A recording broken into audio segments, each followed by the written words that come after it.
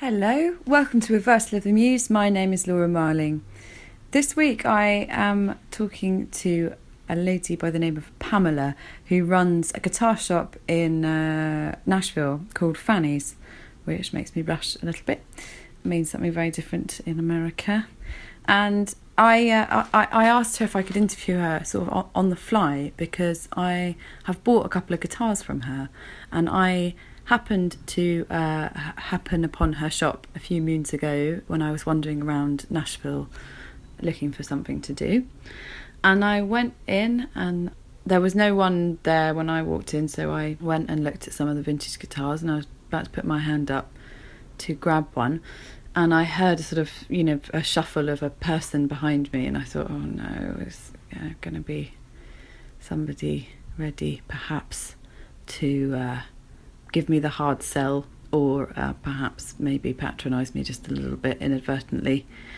And I was reaching for a fairly higher priced guitar, so I like to be left alone with them because they're quite a big decision to make if I'm going to spend my dollar on something like that.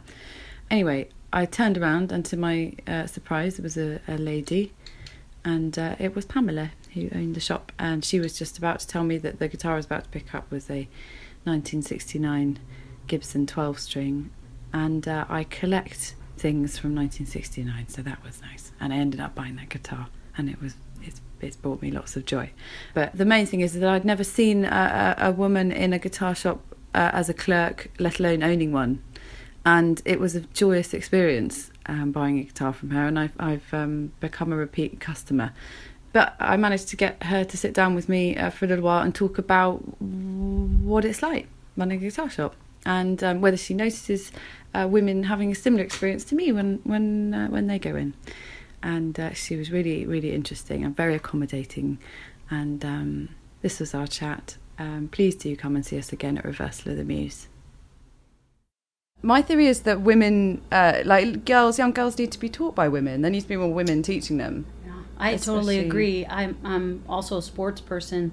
I grew up doing sports and music, and I felt similar about that. I think it's important for women to coach women's sports, and not everybody believes that. But I think there is a difference in the way that women teach. Yeah. And I'm going to generalize probably this whole interview, and I don't mean to generalize, but I think just in general, there is a difference. And what do you think that difference is? Because you teach guitar here, don't you? I don't. Lee does. Lee does. Yeah, Lee does teach. It is important for women, for young boys also, to be taught by women.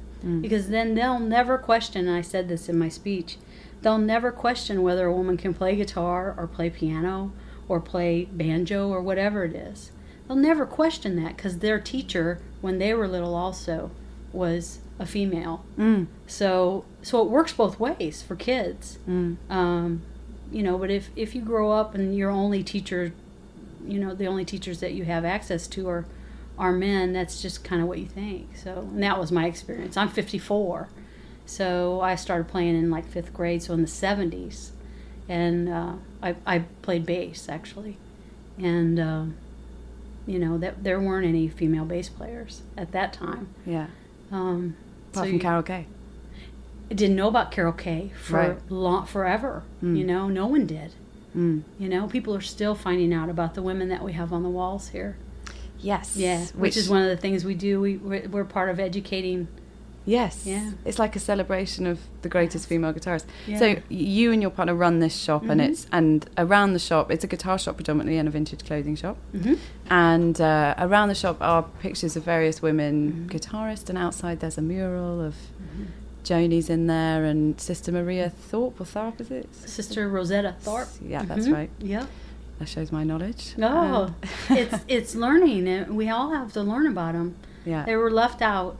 Women have been left out of history, and just in general. So in the musical history, of course, also. Yeah. So, and that's one of the things we try to do is educate. This whole place is about giving back, really, and having a space that we didn't have growing up. And we believe that music is so important and so powerful for healing. I'm gonna sound like I'm on a soapbox, but yeah, the world needs a lot of healing, and we think music is one area that can do that. So we're always about, yep, that's Carol Kay, and she's on over 8,000 tracks, you know. Yeah. And you just see people's eyes go, what? How come I've never heard of her? Yeah. You know, I don't know. And who was again? This is showing a lack of knowledge, but who was the Les Paul's, the woman who played with Les Paul? Mary Ford. Mary Ford. Yeah, that was his wife. Yes, of course. Yeah. Yes, and I didn't know about Mary Ford either until I started researching people to put on the walls. Yeah. I had no idea that Les Paul's wife played guitar and played circles around him at times. Yeah, they were as good as each other, if not. Yeah. Those records are I find really haunting for that reason, because I feel like there's something unspoken in the fact that this extraordinary guitar playing. It is, yeah. And we only know Les Paul's name. Yeah. Well, I do. Yeah. Well, me too at the time, Yeah. And I'm from here, so. Yeah. You can always say, well, Yes, I was in the Shires, That's not paying attention. So did you, had you owned a guitar shop before you set up this space? No, Lee and I both went to Belmont College. We were in the music business program, and I was interested in more of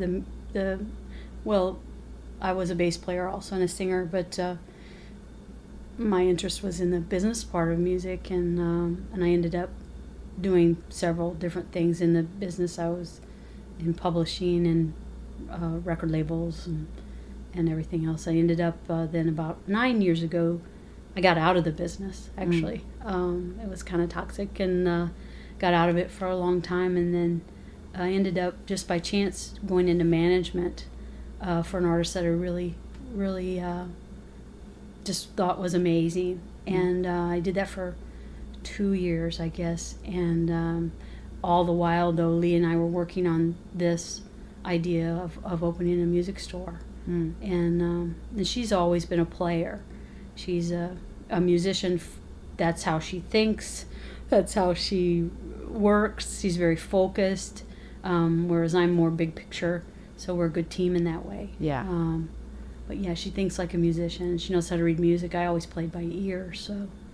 What I've noticed, especially in these conversations, is that there's a lot of women who, maybe it's not underconfidence, but it's a lot of women who have there's not always this. I know and have spoken to many extroverted or more extroverted women.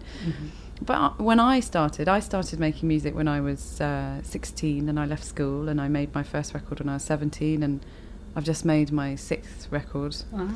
And I've been in studios a lot, and I've never suffered, I've never suffered at the hands of dominant masculine environments, really. Oh, but wow. I was so shy. I was a very quiet, shy teenager, and I didn't really find a voice until recently, and I'm 26 now. And there was never any women around. And I grew up with sisters, and and I just began to wonder what I just began to tally up the amount of guitar shops I'd been into, and how many times I'd had to prove to somebody that I wasn't a first-time guitar buyer or player or whatever, and then how many times I'd gone into studios and I've started to assert myself more, but how much I didn't realise what that pressure amounted to, and how much that interferes with the creative process before you even begin. So that's why we're discussing with people, like, whether there's a gentleness, maybe. I don't know what the answer is, maybe, but is there some quality to the way that women approach music that's very different to men, or is gender not the thing? It's an interesting question. I think women are just different than men in many, many ways. So, of course, I think their creative process is going to be different. It's interesting that you were talking about, I hadn't thought about that struggle from the very beginning, like walking in a studio. That's an interesting thing that I've not heard from people, and I would imagine that is very difficult. We've talked about writing a book of the inappropriate and stupid things that people have said to women as they go into a music store. Oh my God, that would be fantastic. Because, you know, there are the ones that everybody knows. Are you buying that for your boyfriend? Or, you know, but even we have a teacher here who only plays bari sax. Mm-hmm. She plays, I mean, that's what she does for a living. She teaches piano here. But she plays bari sax. Now, bari sax is a huge saxophone. It's that big one that makes that kind of honky, funny sound. I used to play that. No way. Yeah. Yeah.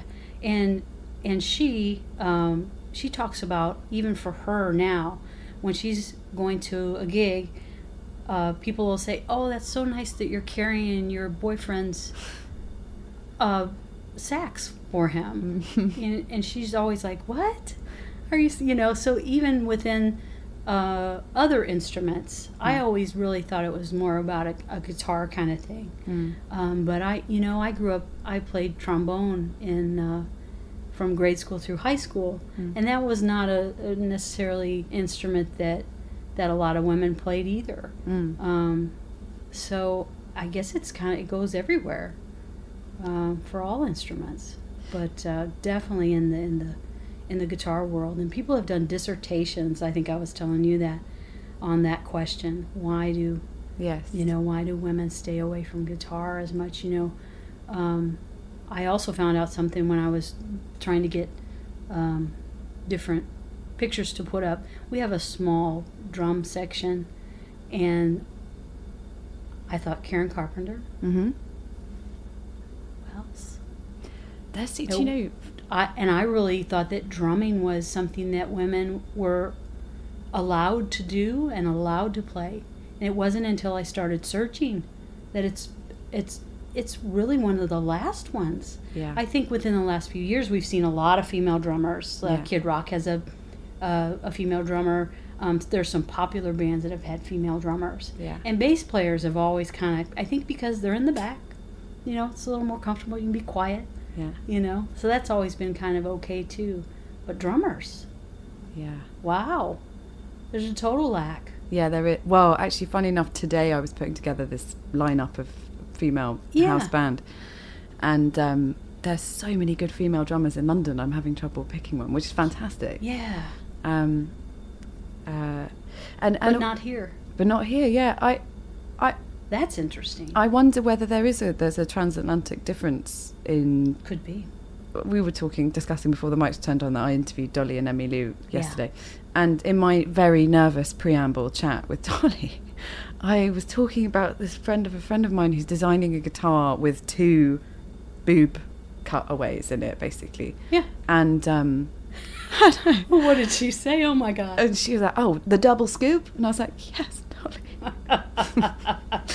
Oh, that's awesome. And I think I feel sort of, I mean, this is I'm giving away my own insecurity here, but I feel sort of unlady. Yeah, I'm not a very ladylike person, but there's something about holding a guitar, I'm forever lugging guitars around.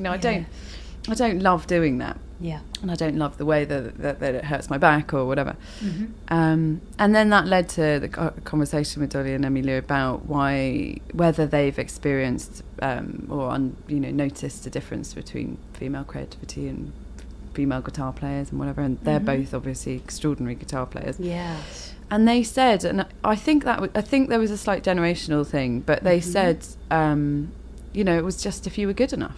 If you were as good as the boys, then basically, then you could fit in. You could fit in, and I was like, well, yeah, of course. The standards have got to be exactly the same, but I think there's a little hiccup before you get there. In like, women aren't encouraged to achieve those same standards as men. Yeah, I'd agree. I would agree, and I think that is a little generational also. I know Dolly probably got her first guitar from a catalog, maybe even. So she may not even have. I don't know that for sure, but. Possibly. She would have been in the catalog and ordered.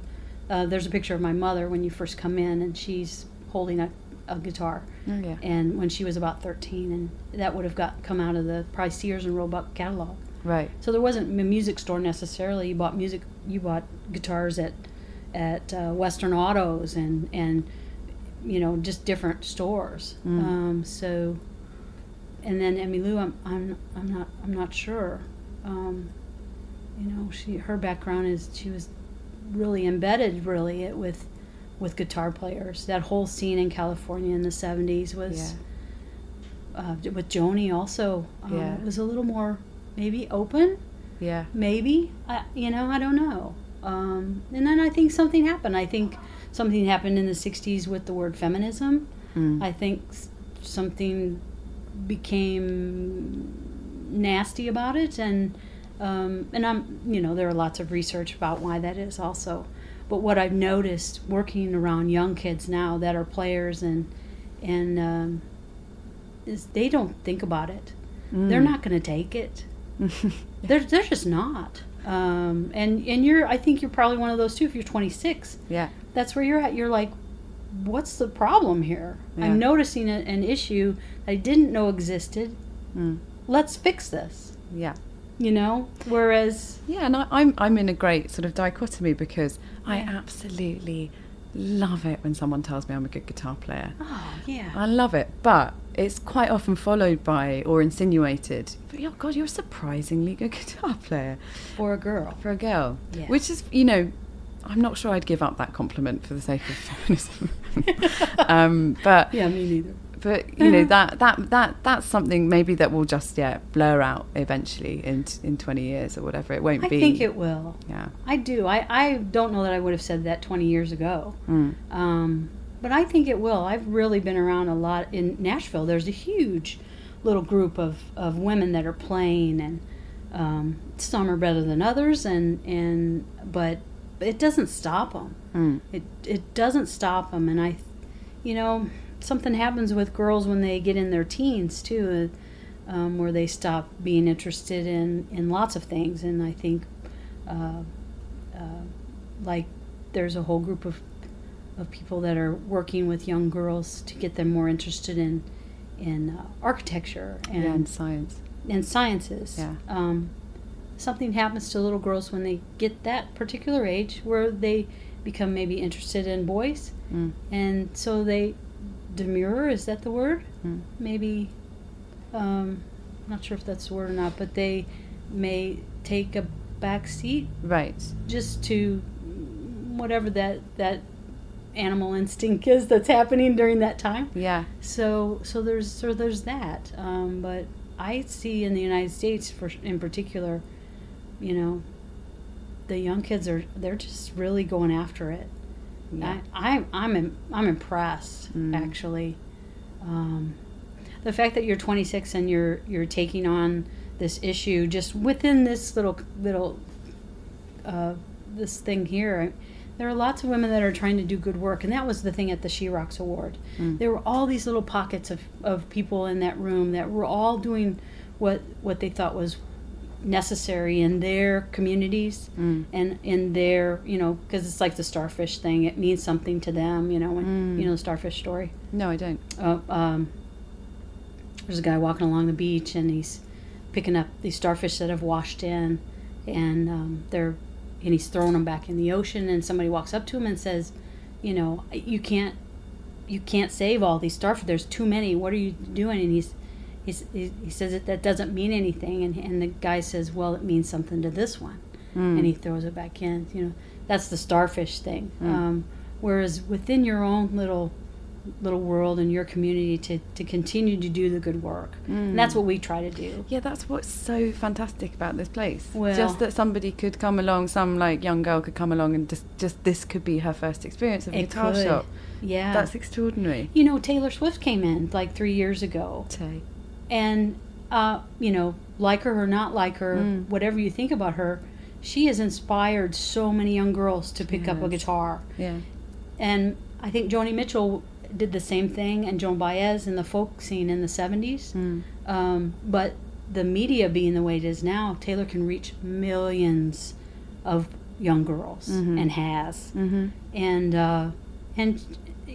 just a lovely person. She's so lovely. And has her head on in a way where she understands how important it is for her to behave, and how young girls are looking to her. And I think that's a huge thing for her. And we have, because she came here and she mentioned us in the press, we have, and that was 3 years ago. She's been in twice. That was 3 years ago.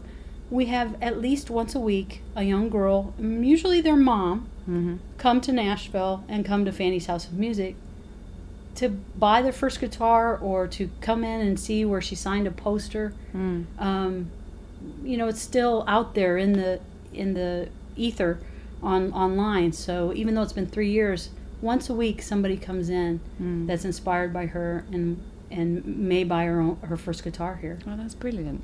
It's just that one little thing that she did. And I think, like, I've got a lot of time for Taylor Swift, for many reasons. And I think but I think it's worth mentioning that she's a great extroverted, you know, she has got her head screwed on and she's making all these brilliant points. And I think there also needs to be someone representing the introverted, the less big characters for women, because I think not every woman wants to be a pop star or in the spotlight, but they do deserve to be just as good a musician as you know, anybody else.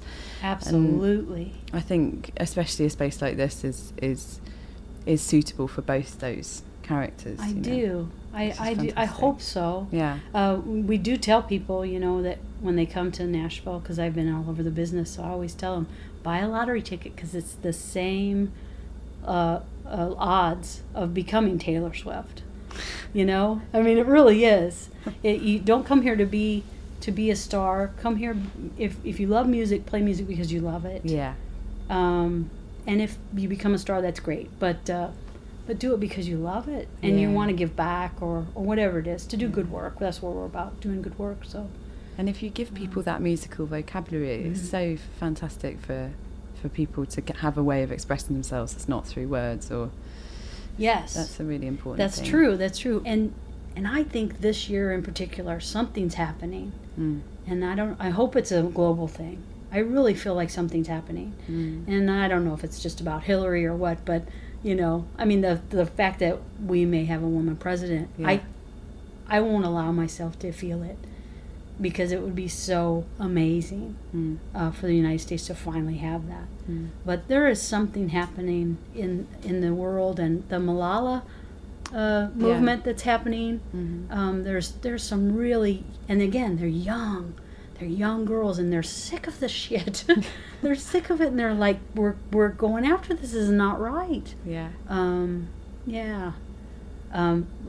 of the things we do with young girls that have never played an electric guitar is put them on an electric guitar and have them do a power chord. It wasn't until I opened my store 7 years ago that I did a power chord on a guitar, because I was a bass player. And I was like, what is this? This was the wonderful feeling, you know, with distortion. And it's like, oh my God. And so we do that with the young girls that come in. We say, okay, rite of passage. And if the mom is with them, I make the mom do it too. Oh my God, I love it. It's like ceremony. Because the moms need to do it too. So, anyway. Praise be. Like I said, I could go on. Praise be. Well, thank you so much. You're more than welcome.